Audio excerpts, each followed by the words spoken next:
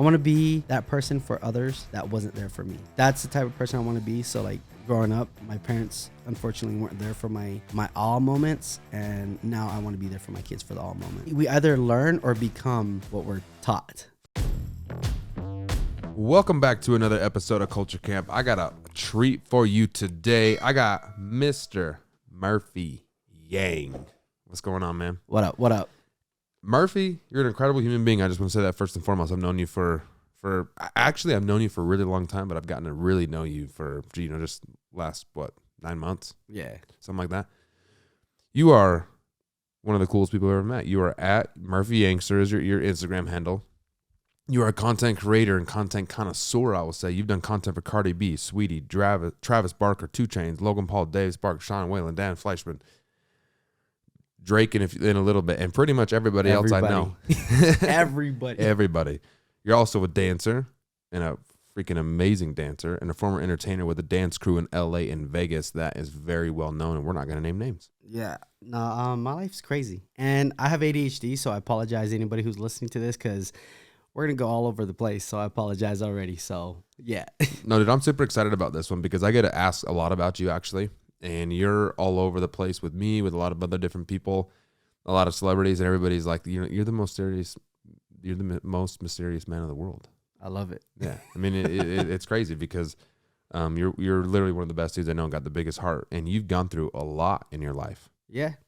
Crazy stuff. Like a lot. So I wanna tell your story. A lot about your story today, and then also how you came about content creation and how you've gotten so good at it. But I know you have an incredible story of basically one of the toughest lives I've ever heard of in an individual that I think in my eyes is successful. It's pretty crazy. So go back, man. Let's get into your story. Let's get all in it. Here we go. All right. Shoot, I don't even know where to start, bro. See, my ADHD already. Yeah. I apologize. It's my first podcast, guys. Calm down. Hey, you filmed hundreds of them. Right. All right, T. So just with the accent. All right. So, I mean, my upbringing, I'm a family of immigrants. I'm actually from Fresno, California, but what I am, I'm actually Hmong, so HMONG. But my family, we come from like Laos, Thailand, France, and stuff like that. It's so weird. There's French Asians. I'm not sure if you know that, but being Hmong, like we're basically nomads. We are, before China was what it was. We were the indigenous people before China. So like basically, my people got pretty dark. Got raped and killed and dispersed and went into the mountains, became nomads and farmers and stuff like that. The Vietnam War happened. My grandparents and everyone, or the Hmong people, knew the jungles just as good as the Vietnam people. So the Americans needed help, and my grandpa was one of the young soldiers who fought against the communists. Right. But also they're like, hey, America was like, hey, we'll sponsor you. We'll bring you to America, give you guys a better life. The American dream. And my grandpa was like, okay, let's do it. So he did that. There was a thing called Secret Guerrilla Unit. This is something that's not in the history books, which is insane. Little history quote thing. Not quote, but little history lesson. So yeah, my grandpa went to, after fighting the war. Crazy story. We can go deeper another time, but this is just a quick summary. But yeah, he had to bring just him, his wife, and kids. He couldn't bring his parents, so he had to leave them behind, which is hard. His brothers and sisters. Wow. And I was like, dang, like that's tough. So like I understand why like Asian parents are so like the typical stereotypes where it's like, hey, you got the Asian F, A-, like they're so hard on you because of what they had to go through. Right. So my mom, I found out she was born in Laos. But again, we're not Laos. I love all my Asian people, but we're actually Hmong. I was born. Then my mom had me in Fresno, California. We're used to not having stuff. My grandpa got thrown in concentration camps. We're used to being in poverty and stuff like that. So it's like super tough. And I grew up, now this is where it begins. I grew up with literally nothing. My, sorry, here we go. I come from Fresno, California. I used to live in the West Side. So as a kid, I used to throw West Side, not knowing what danger could happen because I was a kid. I grew up around gangs, around thugs. My uncles and all my uncles basically were gang members. I remember watching that and I just thought it was normal. My dad walked out of my life when I was young. I love my dad. Me and him, we rekindled our relationships and stuff like that. And I forgave him and everything else like that. So I just don't want to like disrespect my family at all. Right. But yeah, so I grew up in the hood, in the ghetto, poverty. We lived in like Section 8s. I remember my parents writing bad checks and stuff like that. Like just the craziest stuff and living in the hood and just like I saw my first dead body when I was 9 years old. Wow. And I remember the smell. That's got to be tough, man. Bro, it is traumatic. Like the thing for me is like I found like a crystal meth pipe when I was in middle school. So I think I was like probably 12. Really? Or no, I was in 6th grade going to middle school. So yeah, I found like meth pipes and stuff like that. For me, that was normal. Seeing prostitutes, like it Really? was. I'm making friends with prostitutes, homeless people, like all that stuff. Like it was so wild because for me, that was normal. Like I was unsheltered to the world at such a young age. Hearing helicopters, police sirens. Like you were in LA with me and I'm over here like used to it. No, dude, I was like, dude, every 2 seconds there's sirens and helicopters and this and that, and you're like, bro, it's just LA. It's not a big of a deal. I'm like, well, it's annoying. That's all. I was like, it was trying to sleep, and all night long there was a First off, we made the mistake of staying in a hotel right next to the police station. Right next to the police literally station. right next to it. So the helicopter kept taking on taking off and on all the time. Yep. But yeah, it was kind of crazy. Yeah. And I mean, what is it like? Some people could be like, oh, Fresno ain't that hard or whatever. But like the thing is, when you live in the slums of Fresno, it's called No Town for a reason because no one makes it out and no one makes it like ever. Right. And no one wants to go there. But the only people who go there is usually people like, this is me being a snitch, I guess you can say. But people from, because I lived in Sac in Oakland and even LA, but people from those two, because they're 3 hours up and 3 hours down. Right. They go down there to meet up, do drug deals, do gang shit. Like that's what it is. Right. So that's kind of like the thing I'm used to. Like, and it's funny too, because like when I meet up my hood people, and I catch myself doing this when I go to like LA, I kind of have like my slang, and then I'm like, oh man, like it's just it's something that can't leave me because I'm used to talking with slang. But as I got older and being from the city and going to, I guess you can say, the suburbs, not really, I learned how to be more quote unquote professional and more. But like the thing for me is like I'm not a chameleon, but essentially a chameleon where I can talk to anyone and everyone, and I can also relate because I've been through so much stuff in my life. What is it like? For example, like no disrespect to my mom, but I got kicked out when I was like 13, and getting free samples for me like at the mall, that was like my lunch and my dinner. Like going back to living hard was kids in school. Like I remember they wouldn't eat their lunch because they were like, oh, I'm too cool for this. I'm over here like, dude, this is like my only meal I get, like school lunch. So I would take their pizzas, their pizzas in that tin foil, like the little thing, their milks, the milk that was in the water cart thing. Yeah, no, not the cart. Oh, really? Well, this is after the cart. But I remember taking school lunch, stuffing it in my backpack, and feeding my family with it. I remember taking, cold showers and cold baths, and keeping us warm by opening the oven. Like just the most random stuff. I don't even remember myself having a bed until I was like a lot older.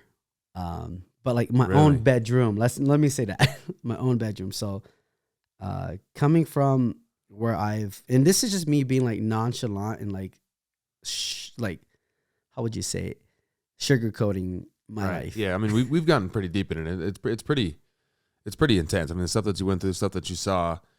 You know, man, that's just so hard for me. I couldn't imagine, you know, having, you know, seeing the stuff that you saw, or having my kids see that stuff. I mean, that would be really hard for me. But at the end of the day, like your mom and dad weren't bad people. It was a tough situation. That's actually one thing, and like this is me getting kind of like emotional and stuff is like that, is because like how you said my parents going through that stuff. One thing for me, and this is how like I forgave my parents, and this is like I'm being deep right now, getting kind of emotional. Sorry guys, but I forgave my parents because they're still learning how to be parents. They're still learning how to be a mom or a dad, just like how I am. And even when they're 100 years old, they're still learning how to be a parent. They're still they when they die, that's like the end of it. I'm still learning how to be a dad, and going through all that trauma as a kid is something that I don't want my kids to go through. And that's why, like, obviously I live here in Utah. Right. And that's why. And and that's another thing too. I got Fresh Prince of Bel-Air out here to Utah. Really? Because I was such a bad kid. There was a drive-by shooting, and that's kind of like what made me move to Utah. So how did you get out? Like, where did you move, or why did you move here? Was it a family member out here? Yeah, so I had my one of my uncles, like I moved out here, and then my parents came out here, and then I went to school out here. Were you still in high school or junior high? Or Yeah. I was a freshman at the time, and crazy thing, like what'd you say? Sorry, my brain's going a million miles an hour, so I apologize. But yeah, so I was a kid. I went to high school. I went to Roy High. How would I say this? I'm so sorry, guys. My brain is everywhere right now. You're good. No, but when I went to school, I remember my dance teacher. She said, she was like, because she saw that I danced. Because Right. I was always dancing as a kid. I would watch Michael Jackson. So were you when you were little or younger, I guess? Yeah. Were you on an organized dance crew, or did you just dance to dance? So dance actually saved my life.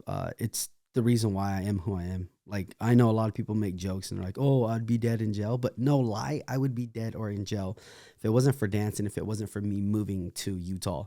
Because one, dance, like, it was either you joined gangs, you did sports, or you were like good at rapping and stuff like that. I was decent at rapping, but I was better at dancing. And it was just, for me, it was dance. It was hip hop. Black culture saved my life. And when I went to Utah, that right there saved my life even more, because I remember my dance teacher, I took dance class, and I was like, oh, I'm gonna learn ballet, jokingly, and I actually did, and I enjoyed it. But that dance teacher there, her name was Tiana. She was like, hey, you know you can make money like dancing, right? And I'm over here like, yeah, right, like whatever. Right. And she was like, you know, all those people that you look up to, like the Michael Jackson and Backstreet Boys, she's like, those are people who, like, the choreographers taught them that. They make lots of money and they can survive off of that. And I was like, what? So I got my first gig when I was like 16 teaching dance. And then from there, I was just teaching. I worked at so many jobs. Like, sorry, we're going everywhere, but I worked so many jobs. I worked at like Little Caesars, Jamba Juice, Burger King, a janitor at my high school. I worked construction, like, so diverse. I dabbed into everything, a retail and everything, to figuring out that a 9-to-5 suit didn't fit me. I couldn't take orders from another person because I'm such a rebel. Right. And I think do you think that's from your childhood, everybody telling you maybe what to do or how you grew up? You just didn't like authority? It kind of was that, like, in the hood, obviously it's fuck the police. Right. I support, like, equality. Let me say it like that. But growing up where I did, police couldn't be trusted. And when you called the police, it was just more like they would never show up. That's just where I came Really? from. Now that I'm older, okay, hold on. Let me take this back. And this is why I have a problem, quote unquote, with authority is I remember Little Caesars when I was working. This is a crazy story, but I got off the clock at like, I think it was 10. I took some pizzas home and I put like 2 liters in my backpack. And I was riding my bike home. It was like probably 2 blocks away. And I was riding my bike home, and then I hear lights, and I hear I see lights, and I hear the police like whoop whoop, and I was like, oh shit. So Here in Utah. Yeah, in Utah, and I'm again 2 blocks away from my house, from Little Caesars, apartment, and I'm riding my bike, and I'm literally right in front of like the apartment, and the cops, they were just, giving me issues, and they're like, hey, what are you doing? I was like, I just got off work. They're like, you have no reflectors on your bike. And I'm like, what are you talking about?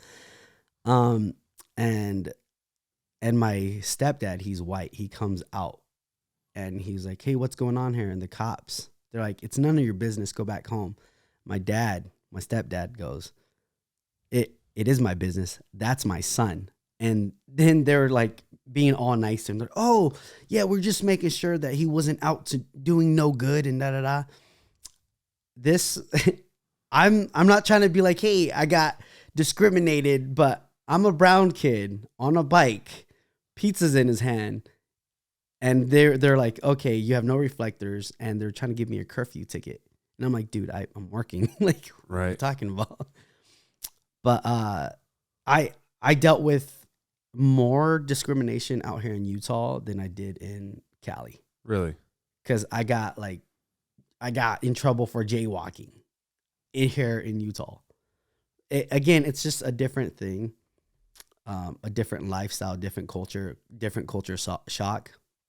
I couldn't hang out with a couple kids. I told you the story before. I couldn't hang out with a kid because he was like, hey, you're not in my ward. And I was like, if you guys don't know, a ward or something here in Utah is the LDS or Mormon. It's a Mormon thing. I don't know what it is. I'm still not really that educated. But he was like, hey, I can't hang out with you because you're not on my ward. And I was like, whoa, because I'm not Mormon. And I did not know that. Right. But yeah, sorry. No, you're good. You went to, so you started in dance. I remember you told me a story one time. You went to jail. When did you go to jail? Oh my gosh. Dang. Okay. So jail sounds bad, but yeah, I don't even, you know what I'm thinking? I don't even know what you did. Okay. So we're going to run, I'm going to sugarcoat this in the nicest way. So when I was 17, I was like kind of homeless. I was going through some crazy stuff. Let me say that. Yeah. Let's talk about that, because I know that's a lot of part of your story, and then we'll get into content creation. Is you were homeless for a minute, and then you entered to be on a TV show, and you got on there. Yeah. So let me break down both of those stories. So when I was 17, almost 18, I remember what I was going through some stuff. I was struggling, and I didn't know any better. I should have known better. Let's be honest. But I took beef jerky and deodorant and like some chips because it was what I needed, and I got caught. And that was like my first time I got in trouble. Second time I went to Zoomies with a couple of my boys. At that time it was like the jerking movement. So if you guys know that you're a jerk, I know. Like we were in backpacks, skinny jeans, all that stuff. We went to Zoomies, and I had money on me. I was gonna buy some stuff. But I didn't know the crew I was with was stealing stuff. And when they walked out, the cops got them. They stopped me as well. They checked my bag, checked my pockets, everything. Nothing. I was chill. I was like, y'all ain't got nothing on me. Ha, ha, ha. And nope. Since I had the pass, the beef jerky that I stole, they're like, no, you have a record. And 2, since you're guilty by association, so you're gonna go to court. And at that time I didn't know any better, so I basically I took the bullet. I plead no contest, right? Which I should have just kept on fighting it. I think I could have beat it for sure. And then my third time was there's this guy. Let me not give him the clout, but there's this guy who basically took advantage of me. I was homeless. A little thing that this was to go deep. I tried to kill myself. I was homeless at that time, legit homeless. My parents were out in Cali. I had literally nowhere to stay. I was in homeless shelters. I was just trying to figure out life for like 3 months. So 3 months homeless out in the streets. And thankfully, I had a high school friend who let me stay at her place. But her boyfriend at the time was like, hey, I need diapers and I need to get gas. Can you pawn this stuff for me? Me, I'm like, I don't know, dude. Like, why don't you do it? Like, And, I did it because I had great intentions. I just wanted to make sure people were like, one thing for me is like, I will make sure everyone in the room is warm by keeping myself on fire, which is kind of dumb. But I did that, pawned some stuff. And a couple months later, he asked me to do it again. And then I remember him smoking meth with the money that I like got him essentially. And I was like, dude, like, I was like, I saw him do it. And I was like, bro, I don't, no, that's not me. Like, I'm not trying to help your bad habits for one, but for two, my good intentions for that. No, like you're using me. Right. And he's like, okay, I got you. And when I went back to the house that day, all my stuff was outside. And I got confronted by my friend in high school, her older brother, and he was like, hey, who pawned like my nephew stuff and this and that. It was the craziest stuff, bro. And I'm finally talking about it after like hella years. Right. But it was one of the things that I kept silent to myself. And I went to jail. I was supposed to be there for 6 months, and I stayed there for 3 months. But I'm not gonna lie, jail kind of like, it helped open my eyes to so much. One, how much time you're wasting. Time, tick, tick, tick, tick. Right. Every minute feels like an hour, and every hour feels like a minute.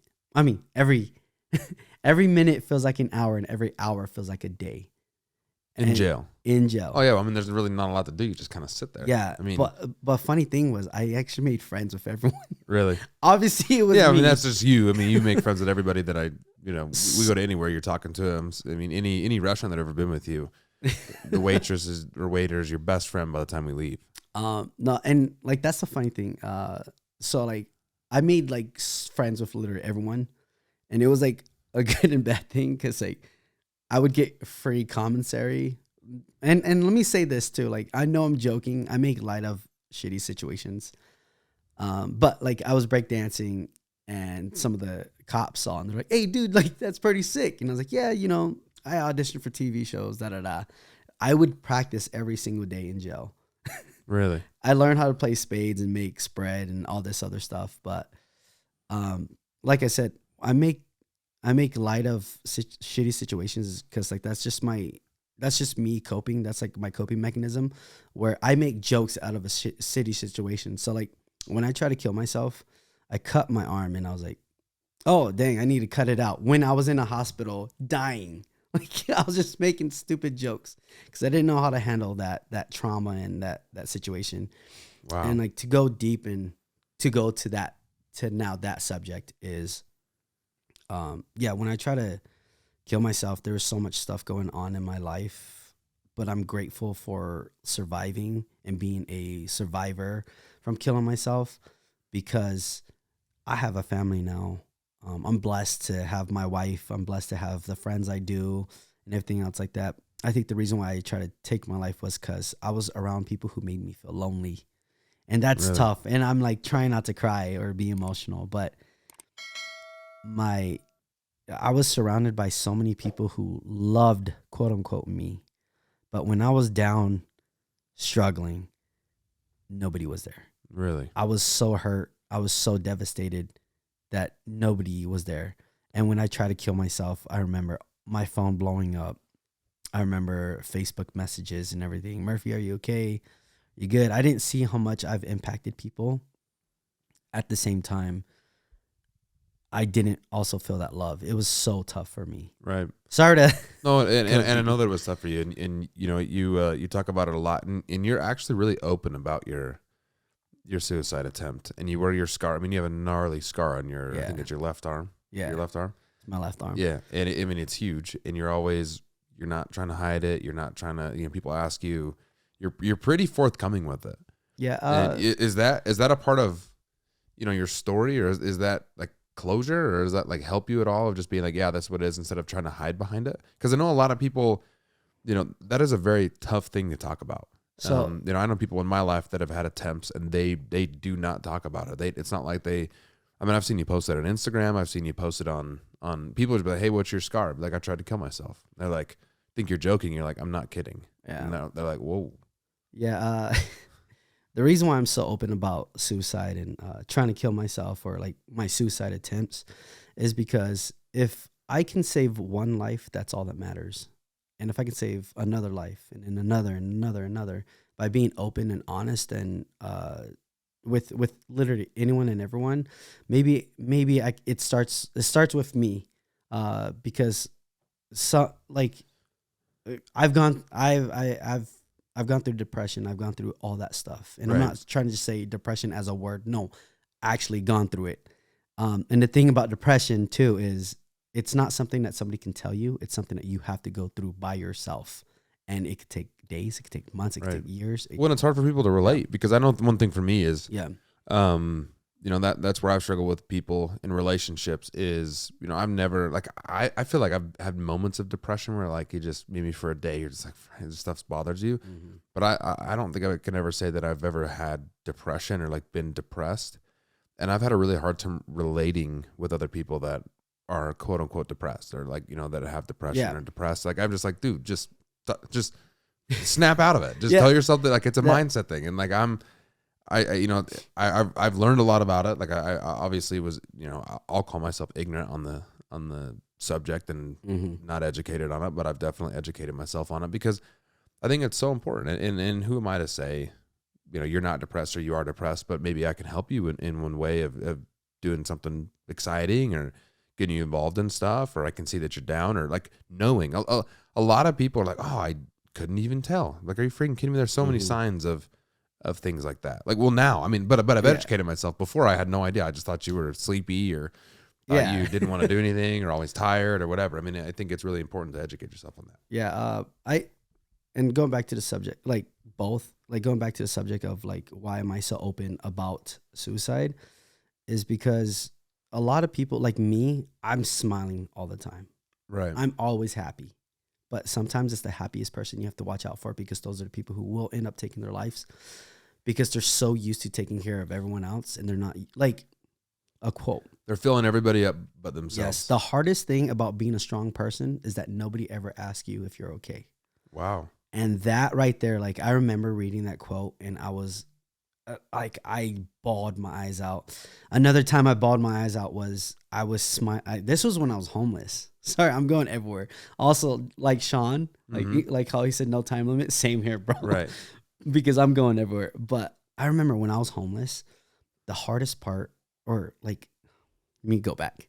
I remember when I was homeless, I was in the mall, and I was like trying to get like free samples and stuff like that. And I remember there's this girl that I used to dance with. Her name was Amber, but her mom came up to me. She worked at C's Candy, and she was like, hey, like, are you okay?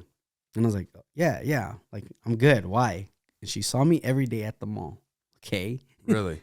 But I didn't have money. I just went there for free samples and like to like get food. And she was like, no, are you okay? Like, she asked me that, and I like just bawled and cried, and I'm like, I'm not okay. Like, I'm homeless. I'm struggling. I'm going through so much stuff. And she was like, how can I help? And that right there, like, she just knew. She was like, I can tell, like, by just your smile. Like, really, you're so used to helping everyone else. And yeah. And then going back to the suicide thing is like, for me, like, you see the happiest people like kill themselves, or people who like comedians go through the hardest things, and they make light of shitty situations. Look at like Right. Robin Williams. Like he's one of my idols, and he was like one of the happiest person.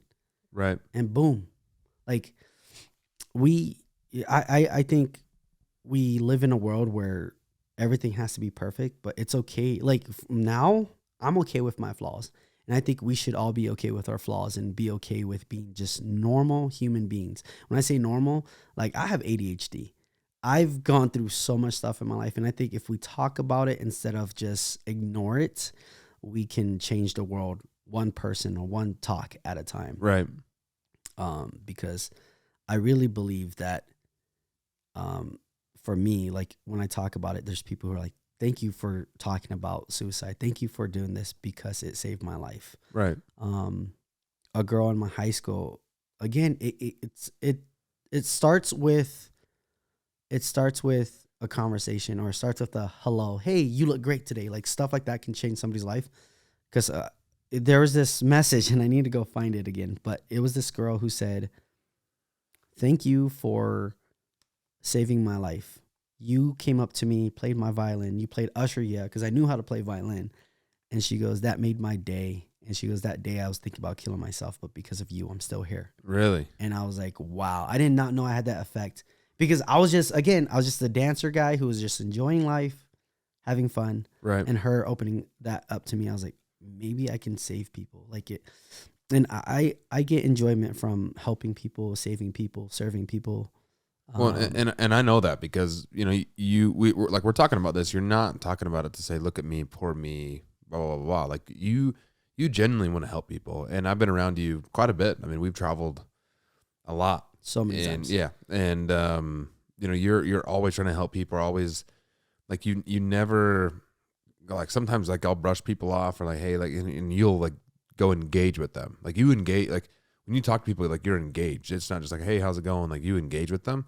And I know that it means it's coming from a place of love from you. And like your heart is so big, dude. Like I just want you to know that because like you've helped me through a lot of situations. It's just where like I'm like thinking of it one way, and then you're like, bro, like what about this and what about that? And I'm like, oh man, you're right. Or like you'll hit me deep sometimes, and we've had some pretty deep conversations. Yeah. And you know you've been through a lot, and I just want to say I appreciate you for what you've done for me personally. No, thanks. I'm always trying to find like positivity in everything, or like I'm a really optimistic person. So if anything ever bad happens, I'm usually like, oh, well, on the flip side, like, Right. That's just how I'm not gonna say I was cranky in Disneyland, but I was real cranky in Disneyland, and you kept pissing me off because everything was just, oh yeah, but it's gonna be okay. It's gonna be this. I'm like, we're good. No, We're it's alive. not. No, it's not. There's gonna be traffic. There's gonna be lines. You're like, bro, it's gonna be fine. I'm like, okay, yeah. I'm pretty sure that your wife and kids hate me after that trip. But, Nah. but I apologized. It was a long trip for me, Hey, and I was going through a lot. Hey, for anybody who's gone to Disneyland, y'all know how hectic and crazy it is. Yeah, with 4 little girls. Especially with kids. I'm just saying. And 4 little girls on it. Well, Peyton's a little bit older, but they're all crazy. Yeah. I mean, it was a good time though. Like I appreciate you you going down there and everything your wife's done for my wife, and they're super close and everything's good. So I want to talk about a little bit, and then I want to get in like in what you do now. Yeah, like you were homeless and you went on a TV show. Yeah. So You Think You Can Dance. Yeah. And you went on it a couple times, didn't you? Yeah. So those who know me know that I've auditioned for So You Think You Can Dance countless times. I've gotten no's after no's. And one thing about dance and just kind of me, I'm super stubborn. I will not take no for an answer. But one thing about dance is you got to be used to rejection. So I got no's after no's, but I always made it to like so the thing is you audition to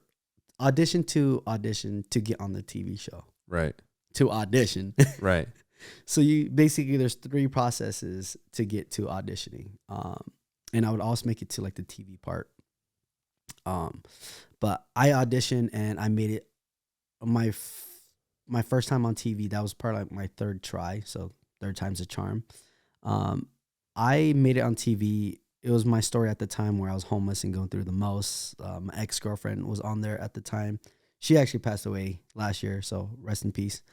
But I made it on TV, and then a couple years later, after I had my firstborn, Peyton, I auditioned again, and my story was basically coming back and rekindling that hurt with being homeless and my parents, but also it was me being a dad. That was my story essentially, and I made it season 12. I think it was 2015, 2016. I made a top 30, and it was street versus stage. So I made a top 30 in street, and when I was out there, I was like, I'm not gonna lie, I was homesick. I was missing my kids. Well, my kid. Right. And I was always around my wife and my kid all the time. But that taught me to be like so like hardworking. Like Right. you can make it happen. My goal at that time was, hey, I'm just gonna make it to Vegas. Right. And then when I made it to Vegas, hey, I'm just gonna make it to top 500. Oh, now I'm gonna make it to top 100. And then, oh shoot, I'm in top 50. What? Right. And then top 30. And I was like, oh wow, like maybe I can win. Right. And then when I said that, then I got cut. And I So was like, were you with the dance crew in LA and Vegas before? So you think you can dance? Yes. So I had a crew. I've had multiple crews. I've been in multiple crews, danced with multiple people. I mean, you literally dance with the most famous crew in the world. Yeah. So I'm not going to name the name, but they're the most famous crew in the world. So a lot of my friends now, they're super dope, and they're still dancing. I'm not saying that I don't dance anymore. I just have my priorities a little bit different than most people. You don't really hear dancers. I mean, probably one or two, but it's not common that most dancers own businesses or owns their own house or owns anything. Right. We usually live paycheck to paycheck, or are just struggling artists. And when I say artists, that's what I mean, artists, because what I tell my dancers is we treat our brains like artists and our bodies like athletes. And one thing that we forget to think is, why don't we be like MMA fighters? Why don't we get sponsors? Why don't we do this? And it's such a struggle, because dancers, we want exposure, but we also want to show our art. And that's the thing for me is, dancing is always with me. And I dance with my daughter now today, and it's the best thing ever, teaching her dance and hip hop and teaching her the knowledge and everything like that. It's the best thing ever. But my priority is my kid first. Right. And I know that. Yeah. Like you've skipped out on some big opportunities just to be home with your kids, but then your kids at the same time, they understand that dad's out doing his thing right now. Yeah. Which I think is respectable. I think kids, I think it's good for kids to see that like their dad or mom is a hustler and they have to make sacrifices and they do stuff for them that, I don't know. I would just, as a kid, I really liked seeing my mom and dad just hustle. And I know that they weren't at every game, but I like seeing them hustle. Yeah. My kids see me hustle, but then they also see me there a lot. I try not to miss dance recitals or dance competitions or anything super important to them, because, going back to suicide and everything in my life is basically, I want to be there for others, because I want to, like, I'm trying to think of the quote, but it's, I want to be that person for others that wasn't there for me. Right. That's the type of person I want to be. So like growing up, my parents unfortunately weren't there for my all moments. And now I want to be there for my kids for the all moments. Right. We either learn or become what we're taught. For sure. So like I like to use the supervillain and superhero analogy. Dude, you're so into freaking Marvel. Yo, I love DS and DC, and I have no idea. Like when we were in Disneyland, we went to I had no idea what you were talking about. I'm like, oh, that's Iron Man, and this is that person. And I'm like, I have no idea. I know Spider-Man and Iron Man and a couple of like Hulk, but I don't know any. Like, dude, I thought Black Adam was a made up superhero by The Rock. I'm like, dude, who gets to make up a superhero? Let's be honest, I wouldn't put it past them. Yeah, but then I'm like, oh, I guess it's a real thing. I've never read comic books and never really been into it. I'm not that guy. I'm embarrassed to say that because my wife knows more about it than I do, but I'm just not that guy. Yeah, the superhero analogy or the origin story is basically when, as a kid, you grow up. Let's just pretend you lose your parents at a young age. I'm just making up a scenario. You lose your parents as a kid, You either become a superhero or a supervillain. And you lost your parents and now you want to take vengeance. Right. Or you become a light of hope and you stop those type of people doing the same thing. Right. And when I say the superhero analogy is basically you become a superhero or a villain because I like that. That's your origin story. Yeah, it makes like, sense. and, sure. and everyone has those. So how did you get into content creation? Because I know that was like, you've never been to photography school. You've never really been into that. I mean, you're an artist, but how did you get into content creation? I mean, and you haven't been in the game very long. Yeah. So let me give everyone a rundown. So I've been doing videos and photos for the past 3.5 years, and I didn't graduate high school. Sorry. But the reason why I got into videos was I would watch YouTube. I was always interested in movies. I was always interested in music videos and stuff like that. When I was on Say Think You Dance, I would always ask questions like, hey, how do you get this shot? Oh, that's dope. How do you do this? I was always asking questions. Right. And I was always interested in that, but I never did it until like 3.5 years ago. I was vlogging myself and I was like, hey, I'm just going to vlog. I'm going to buy a camera, vlog myself. I'm going to be a YouTuber. Right. Good old YouTuber. And I did it for a while. And then I told my wife, I was like, hey, you know what? I kind of want to do videos. And she was like, okay, cool. So she's a photographer. Yeah. And she's a photographer too. Yeah. So I went $25,000 in debt for camera equipment, lights, everything.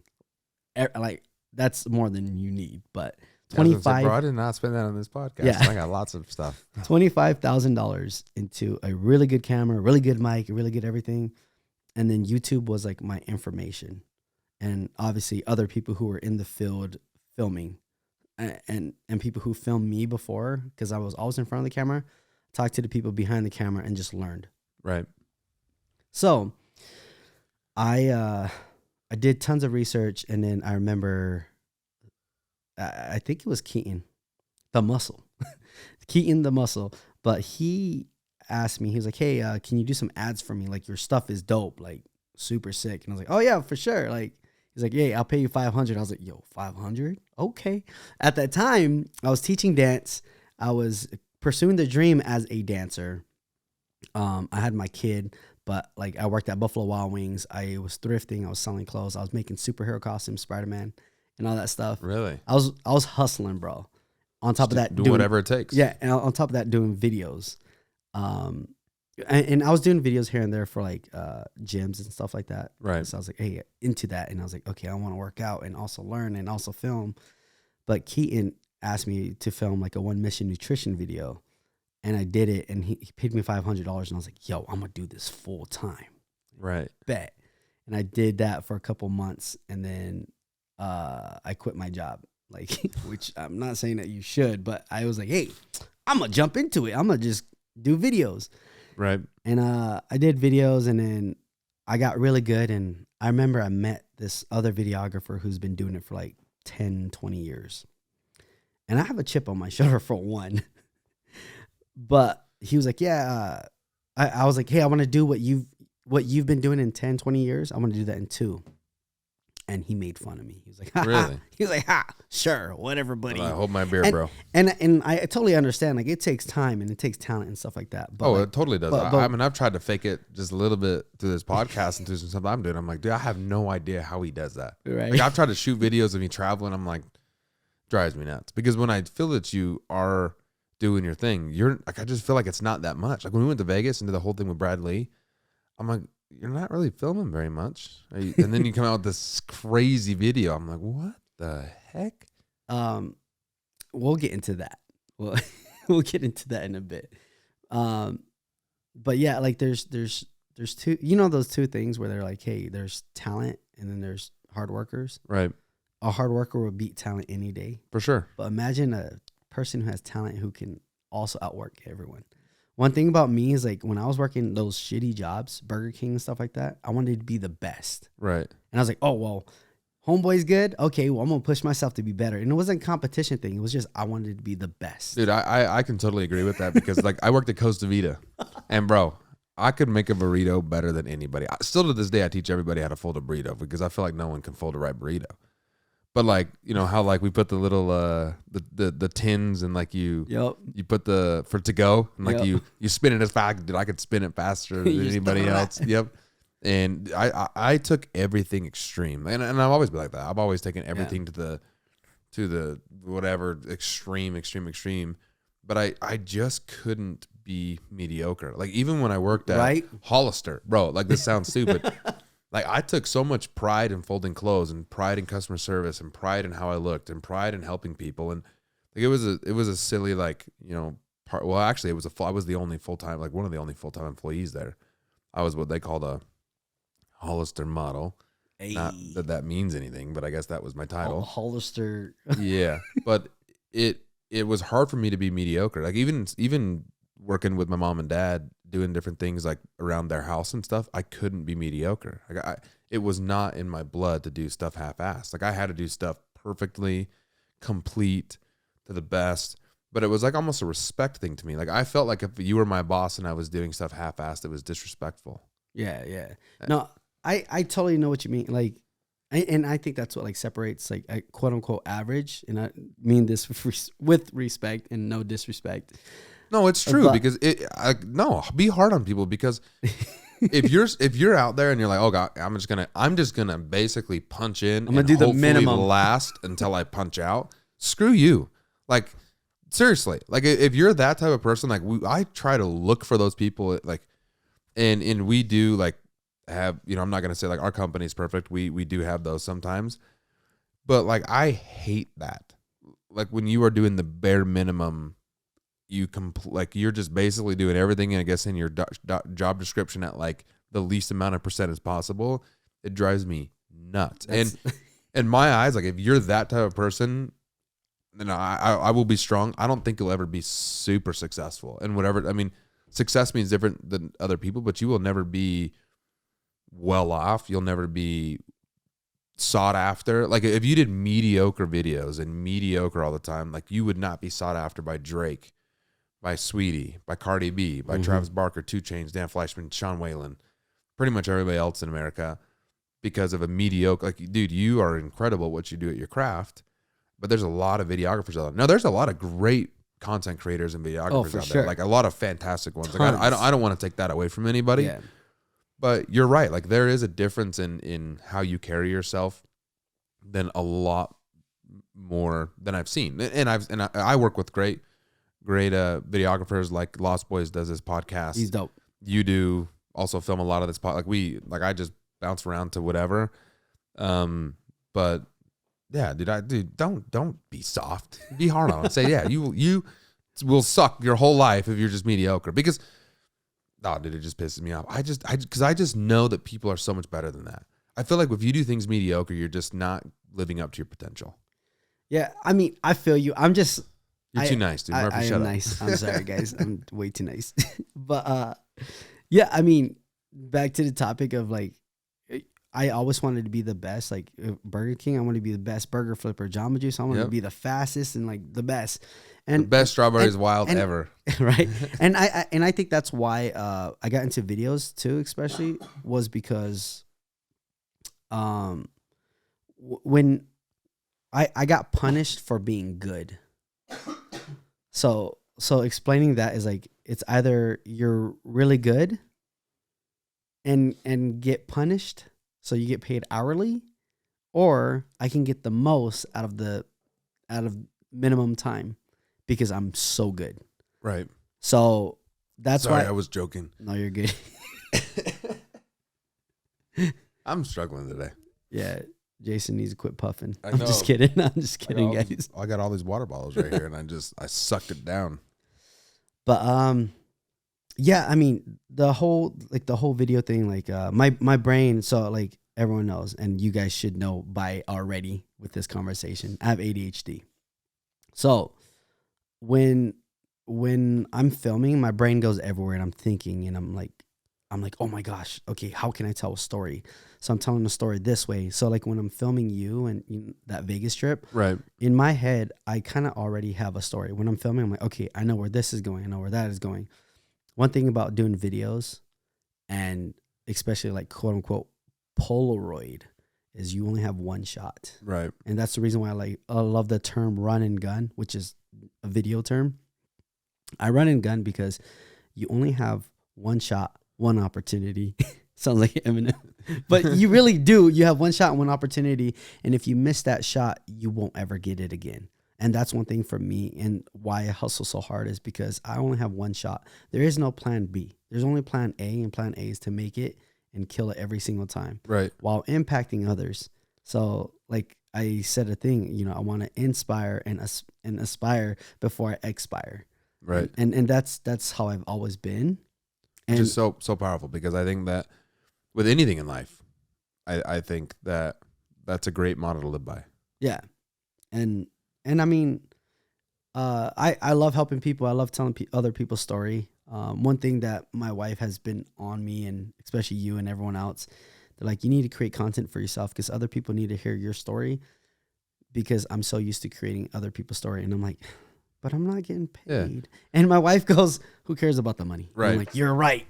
Well, and it's so true, because like this is, you know, for anybody listening to this, like this is Murphy's first time ever publicly telling this story, I think. Yeah, this is my first one. And first podcast ever. I mean, and I know that you have been really worried about this, and I'm just gonna be out. Like, you've been kind of freaking out a little bit of like, I want it to be perfect. I want to be this. I want to be that. Yeah. And like, I'm just telling you, like, dude, it'll never be perfect. You just got to keep perfecting it as you tell the story. But I think there's so many people that need to know your story, because with anything in life, now I'm not like it doesn't all have to revolve around you, but like there are so many people out there that are struggling. So many people out there that have obstacles, and their obstacles might be bigger than their dream right now, and they're trying to figure out and navigate life, and maybe contemplating hurting themselves or doing something else. And like, you have been an amazing human being through everything that you've ever done. Like, dude, because I've heard of you back when you were in high school, you know, back in Roy High, and all the stuff that you're doing, and I kind of followed your story just through people that I knew in the dance world. Mm-hmm. Like, dude, you were always like, and talk about culture, like in branding, like you were always the same person. Everybody's like, dude, that Murphy's the greatest person. He's so happy. He's this and that. And I know that when you ended up in the hospital with the attempt, like, it shocked everybody, and everybody's like, what the heck? But then you kept the same attitude through everything. You brought it on to So You Think You Can Dance. You brought it to the dance crews. You brought it to content creation. And I think that's so valuable for people to know, that is like, there are so many people, like if you are struggling with anything, that there are so many people with the same story you got. And like the thing about you is they only see you shooting Logan Paul, shooting Drake, Mm-hmm. shooting Sweetie, shooting Cardi B. They don't know what's been going on in your life for the past 5 years, 10 years, that you were in jail, that caught up for doing stupid stuff that you shouldn't have been in jail for. It was kind of dumb. Yeah. But they don't know that. And like this is called culture camp, and a lot of how people are in their culture, in their brand, is how they came about it, right? Like their story, the trials and tribulations they went through. Yep.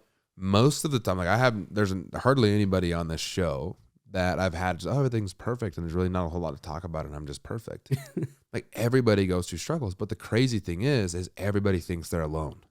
Like, when they're going through these struggles, when they're going through tough times, when they're going through, you know, not being able to maybe drum up business. Like, I'm sure there's been months where you've sat there and you're like, how am I going to pay bills? I had no shoots this month. Yep. There are so many people out there, but you just have to keep pushing through and making it happen. The thing I love about you is, you know, I've known you for a while, dude. You guarantee your own success. Like, you make shit happen. And when it doesn't, you're not like, oh man, this sucks. Like, this is that. Like, you're like, hey man, like, I have nothing to shoot this week, but it's a great time for me to hang out with the girls, and I'm gonna do this with the girls and that with the girls. And you know what? You know what's crazy? Like, I don't know if you know this. Like, and I will say, like, you know, I'm like, God always provides for you, like, I believe, because like, it's like always, dude, I just got asked to come shoot Cardi B, and I wasn't supposed to do anything this week. Yeah. Or hey, I was just gonna shoot this, and I wasn't supposed to do anything this week. Or like, I'll go somewhere and say, hey dude, I need you, I'll pay you whatever, I got to go to this place. Oh, like, cool. I wasn't really counting on that. So perfect. I'm free. yeah. Well, and dude, it's just like, it's been cool to see, because it's been so important for me to know. And like, I tell people about your story all the time, and I tell people, oh dude, he's got the crazy story. He's done this, he's done that. And they're like, what? Like, so I do wholeheartedly believe like you do need to tell your story. And if you're listening to this and you have a story, learn to tell the story, because You need to tell it in a way, though. I will warn you. You tell it in a way to help people. Don't tell it in a way to look at me. Yeah. And that's got to come from a genuine place in your heart to really help people move further along in their life or whatever your goal is with them. But dude, I just want to say kudos to you, man. It's been incredible to watch you. Bro, thanks. Yeah, I mean, my thing is I just don't want people to ever go through what I went through, or even like a quarter or 10% of what I went through. Right. Just because it was the hardest thing. Like for me, it was the hardest thing. I mean, somebody could have it worse, and I'm not trying to compare apples to apples or apples to oranges and stuff like that. But you only know what you know. Yeah. And your life is your life. Yeah, and we all live different lives, and anybody who's gone through stuff like how I have, and again, I was sugarcoating everything. Right. But anybody who's gone through the things I've gone or worse or whatever, I just want them to survive and become a warrior and a survivor, because that's all we got. And if we can change the world by, telling other people our stories, that's all that matters right there. Right. Because then other people can be like, okay, I know the signs, or I know not to go through that. Well, and then you as an individual can say, okay, like I'm starting to go into a dark place. What can I do? Because there's places there for help. Like the biggest thing that I would tell people is talk about it. Talk to someone about it. It's almost like an AA. You have a sponsor. Yep. It's almost like if you're feeling down or feeling, you can say depressed, or you have bad anxiety about things or whatever. Tell somebody and have them be your accountability partner and your sponsor, and they can call you and do that. Like low key, nobody knows that I've been that for some people. That man, I just want to talk to you. Yep. Like, let's just talk about stuff, dude. I'm just here. I'm not here to judge. I've never said anything publicly about anything. I'm no therapist by any means, but I could be a big brother or little brother or whatever you want, in just talk about things. Like, I think that's so important to be able to open it up. And in recent history or like recent culture, it's been more normal to talk about things. There's a lot of people that do not want to talk about it, but 5 year ago, 10 years ago, dude, no one ever even admitted there was ever a problem with anything. Perfect. Yeah. Mental health was not a good term. It was a very taboo term in culture, in our culture. Yeah. And it's definitely come more prominent. Like there was a guy that I just saw, big college, that basically took off the season due to battling mental health. And I'm like, wow, man, for you to publicly come out and say that you are one of the best guys on the football team, and to come out on basically ESPN and say I'm taking the year off to battle mental health is pretty powerful in my eyes. Well, like, it doesn't make you weak. I would never say that guy's weak. I would say that guy's stronger than most people out there. Like, especially like coming out like that, like that's super strong, in my opinion. I mean, the thing for us as human beings is like we always want to talk, or like express ourselves, which is amazing. We need to do that. But the number one thing that we also need to do is listen. We need to keep our ears open. Not too many people listen, and that's all we want to be is heard. We just want to be heard. Well, like when you were going through your homelessness, dude, you just felt alone. You just wanted somebody there. Yeah, I mean, if I had somebody, I don't know. I think I probably wouldn't have like did my thing, but right. But it just goes like those little moments. Like we talk a lot about in business, everything adds up. The little things add up, and in sports, the little things add up.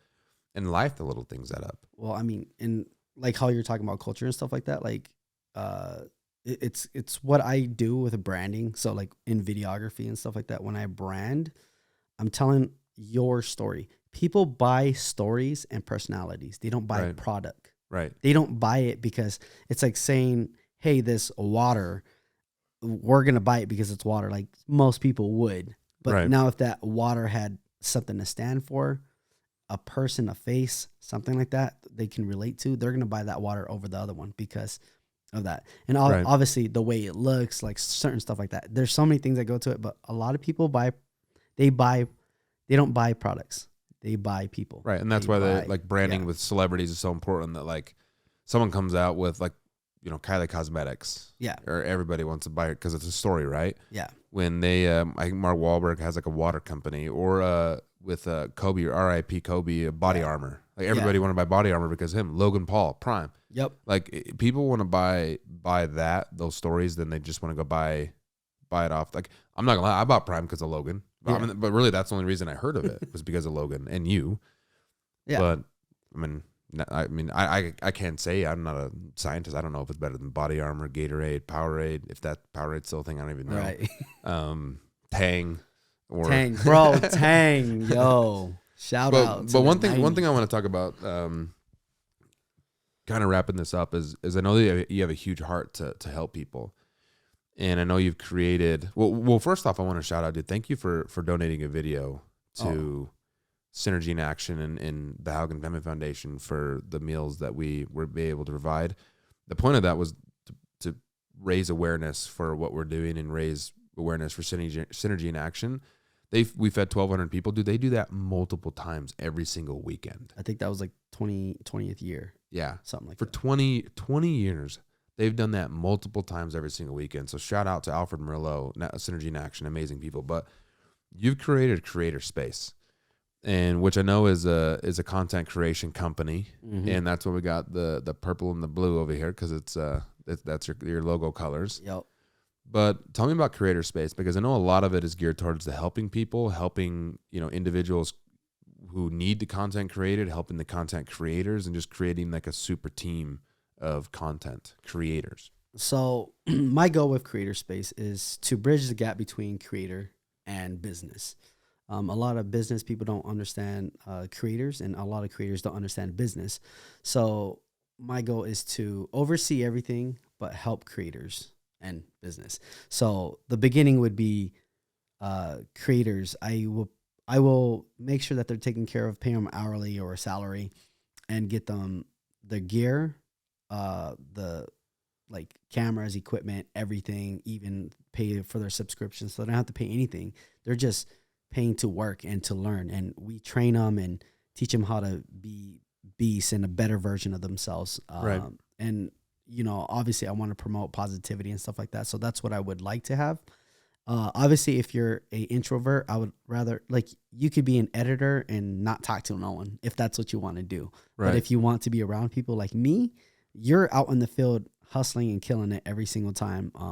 And I would love to bridge the gap between business and teaching business people, like, hey, why do you need videos, or why do you need photos or graphics? Because you do so much more than just content creation, dude. You're like like you help me, like, hey, you should shoot this video, do this subject. This is what's going on TikTok. Especially with you and Alyssa being like a power duo. Yeah. Your wife, and she does a lot of social media stuff. It's been super helpful to me when it's not just super surface level. It's actually deeper than just, hey, I'm gonna shoot a video, whatever you tell me to do, I'm gonna do. Yeah. And I'm gonna give you the video and bounce out of here. We come with the plan. Yeah. Which is sometimes a little overwhelming, because you're like, hey, we need this shot, this shot, this shot. And I'm like, bro, we're just going to Oregon. Yeah. No, but it ends up turning out into there's a beautiful video. Yeah. When you're creating content for other people, especially businesses, you kind of have to have a plan of action. So essentially it's like, hey, what are your goals? And this is where I business brand and also consult.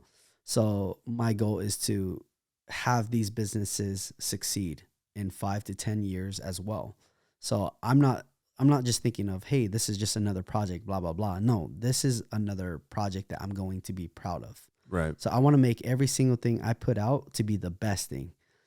And obviously every video is going to be better and better and better and better, because I'm so critical on myself, and I critique myself so hard that I look at my last video that I just did. I'm like, that was booty. I got to do better.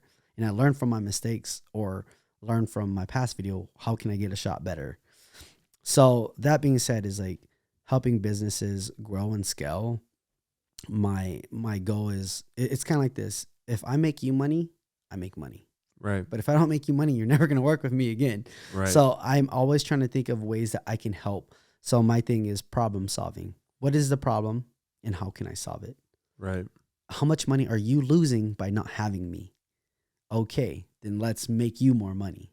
For sure. Let's help you. Like, oh, nobody knows your brand. All right, let's show them who you are. Like, let's brand yourself. What's the demographic that you want? What's the type of people you want? What's the type of people you want to bring in, bring out, like take out, whatever. We're going to figure that out. And I remember helping a couple of businesses go from like 2,000 followers to 200 to 2 million followers. And with real engagement. And let me say this, okay, guys, just because somebody has 2 million followers doesn't mean they have 2 million followers. Right. They probably actually have 2 followers. Right. Look at their engagement. But engagement, dude, it's so tough because I have like 28,000 followers, something like that, dude. I'll post a video, 400 people will see it. I'm like, what? Yeah. How do you? So if anybody's out there that knows the engagement cracking Right. code, let me know, because I feel like I have real followers, but I don't know how to get them to see my content. It's tough. There's a whole algorithm behind it, Yeah, and then also like a whole like. There's so much that goes into it. So if you guys want to learn, holler at your boy. I'm just kidding. No, for sure though, because that's what you guys do. I mean, you and Alyssa both do that. As Alyssa does a lot of stuff on social media, and you do a lot of the content creation behind what is on that social media. Yeah, it's a lot of problem solving. And that's why I like that. That's why I love my business and what I do, is because I'm serving. I'm trying to like figure out how to take care of your business or you, because how I treat every single business and brand and everything like that is as if it was my brand. Because then I genuinely care and I want to see it succeed and grow. Right. Which it's funny because I know a lot of the, or it's not funny, but like it's totally true, because I know a lot of the brands that you regularly shoot for, you feel like it's your brand. Like, yeah, you're so bought in like that's part of you. It's cool to watch. Like Sunday's Best. Like, you do a lot of stuff for them, and like that's like Michael McHenry. Shout out to him. He's on this podcast. Like, he's one of the greatest people I've ever met. And you do a lot of stuff for him and a lot of the other like Pika Rica and different stuff. I mean, like, you're so in tune with it and in about the brand. It's more than just, oh yeah, like I shot a video for him, whatever. Well, let me say this too, because like I feel like I should say it. But if it wasn't for like Dave Sparks, Dan Fleischman, Keaton, if it wasn't for them, I don't think I would. Not saying I wouldn't be where I'm at today because of them, but they've actually low key helped mentor me to do what I'm doing now and figuring out how to like brand and talk and all this other stuff. They kind of helped guided me without guiding me, if that makes sense. It's so weird. Like, without purposely sitting down and doing it. Yeah. They've just I mean, being around them, you've learned a lot. I mean, dude, I can't imagine. You've been to so many events. Like, Dan, you do all Dan Fleischman's events. Like Avengers, 100 mm. Yeah, 100 like, MME. Or, I love 100 MME. I love Dan. Bro, you get to listen to all these conferences for okay. for nothing. Hold on. Let me say this because nobody knows, and I think this is hilarious. So, and after high school, I took a business college class, and the way I did it was I went into the class, sat down, acted like I was a student, and took notes. And I was there for a couple months, got what I needed, and dipped. No way. I got college for free. Bro. And then, hey, don't try to put me in jail, guys. But yeah, is there statute of limitations? I know. And then like for like Dan Fleischman's thing, like I'm learning master classes that people pay tons and tons of money for free. I'm actually getting paid to be there. Right. And I get the footage. Not that I'm gonna like reuse it or whatever, but I'm learning as I'm working, learning about my business, learning how to brand other businesses. I'm learning how to speak. I'm learning everything that they're teaching is like, I told Dan Fleischman, I said, I want to be on the stage talking. I want to be one of the speakers. I want to be on stage with you. I told Dan that, and it's going to happen. Watch. And then like for me, like, usually when I have a goal, I manifest it in a law of attraction, and I just tell myself like, I'm going to do this. I'm going to get it. And it happens. So I'm really good at like just manifesting what I want. Obviously it can be on the other end. If you're like, oh, I'm gonna have a shitty day, you're going to have a super shitty day. Right. So for me, like, learning that from like Dan and Joel and freaking like even Ed Milet, like learning what they're putting out and hanging out with these guys, it just teaches you how to be, one, a better like business person, but two, most importantly, which should have been one, is how to be a better person. Right. Because especially Sean Whalen says this. He's like, live for today. Right. Because you don't know if you're going to live tomorrow. You don't know if you're going to live in 20 years. Everyone's living in this mindset and living in this thing where they're like, hey, I'm going to live until 100. What if you don't live till tomorrow? Right. Like, so what are you going to do today? And that's why it's super important for me. Like, yeah, making money is dope, cool. Saving a life is cooler, and hanging out with your family. Like, I rather just hang out with my family all day, every day. And if I could change lives at the same time and film it, shoot, holler. That's why I should just do YouTube again. I'm just kidding. For sure. Murph, last thing I want to ask you is, what is success to you? How do you define success? Dang. Okay. So I knew this was coming up, and I was trying to like figure out what I was gonna say, and I really don't know. On the spot. So you cheat all the time. You get to see, I'm cheating. Yeah. But success for me is it's not a end goal. It's not something that you end at. It's something that you do every day. Success for me, like if I can be successful today, and then tomorrow, and then the next day, and the next day, and the next day, that will reach quote unquote success. But for me, as long as I'm doing something today, now, that's success to me. Right. Versus it being an end goal. Right. So that's awesome. Yeah, that's what it is. Yeah, I love that, man. Murph, thank you so much for being on here. It really means a lot. For sure. Hey, thank you for having me. Anybody watching this, I appreciate y'all listening still and staying till the end. For sure. Murphy, they can find you at Murphy Yangster on Instagram and pretty much everywhere else. If you like this podcast, please share it with somebody. Hit me up on Instagram at Jason Haugen, and we'll see you on the next episode of Culture Camp. Thank you, and have a good day.